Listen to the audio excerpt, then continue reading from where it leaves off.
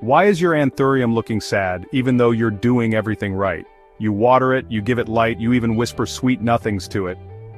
Yet the leaves are turning yellow, the flowers won't bloom, and it just looks miserable.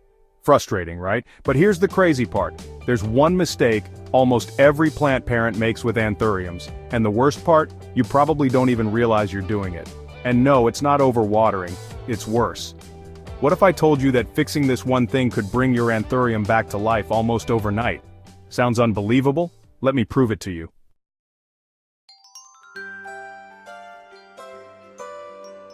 The biggest mistake people make when caring for Anthuriums? Using the wrong soil. Most plant owners assume that all plants grow in regular potting soil. I mean, it makes sense, right? Plants need soil, and soil is soil, or is it? The truth is, Anthuriums aren't like your average houseplant. They're epiphytes, which means that in their natural habitat they don't even grow in traditional soil. Instead, they cling to trees, absorbing moisture and nutrients from the air and surrounding organic matter. So when we pot them up in dense compact soil, we're suffocating their roots and creating a breeding ground for root rot, the #1 killer of Anthuriums. But why is root rot so dangerous? And how does fixing your soil choice solve everything? Let's break it down.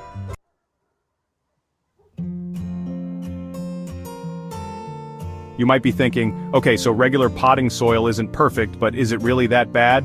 Yes, and here's why. It holds too much water and lacks airflow. Anthuriums have delicate roots that need plenty of oxygen. When they're trapped in heavy, moisture-retaining soil, two things happen. The roots can't breathe. When the soil stays wet for too long, it fills the tiny air pockets that should be supplying oxygen to the roots. This leads to suffocation and decay. Fungi and bacteria thrive.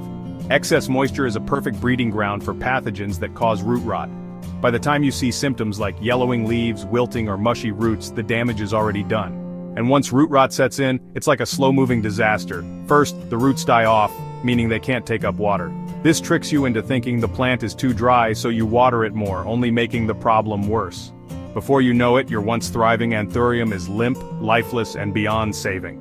But here's the good news. It's 100% preventable.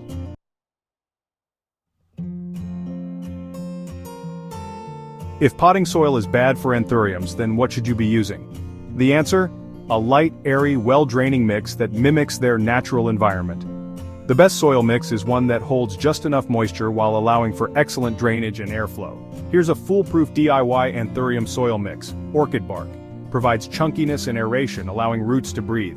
Perlite improves drainage and prevents water retention. Peat moss or cocoa coir retains moisture without suffocating the roots. Optionally, charcoal helps absorb toxins and keeps the mix fresh.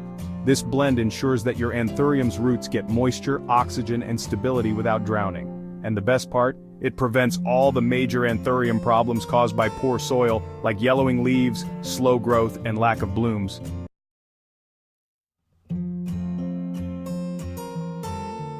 Now that we've fixed the soil issue, let's talk about watering. Because even with the right mix, watering incorrectly can still cause problems.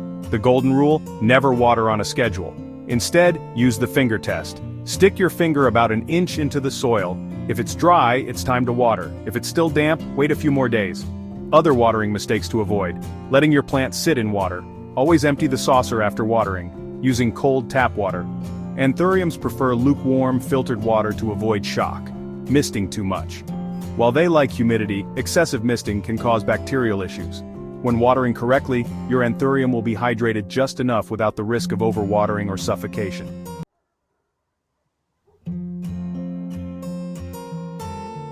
Even with the perfect soil, a bad pot can still ruin everything. Anthuriums need drainage holes, no exceptions.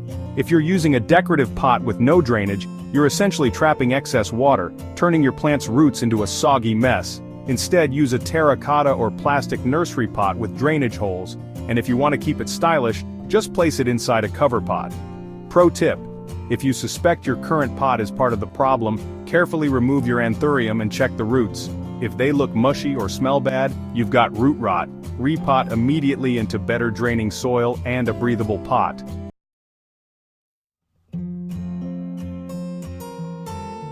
So we fixed the soil, the watering, and the pot. But there's still one more factor: light and humidity. Anthuriums thrive in bright, indirect light. While they can tolerate lower light, they won't bloom as often, and their growth will slow down. If you want those stunning red, pink, or white flowers to last months, keep your Anthurium near a north or east-facing window with filtered sunlight. As for humidity, these tropical beauties love 60% humidity or higher. If your home is dry, especially in winter, consider using a humidifier, placing a pebble tray with water under the pot, and grouping plants together to create a microclimate.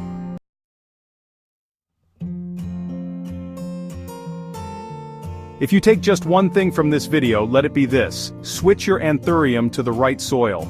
Once you do, you'll see a transformation. The leaves will perk up, the growth will speed up, and the flowers will last way longer than they ever did before. It's a small change that makes all the difference. And if your Anthurium has been struggling, now's the time to fix it. Repot it into a well-draining mix, adjust your watering routine, and watch your plant come back to life.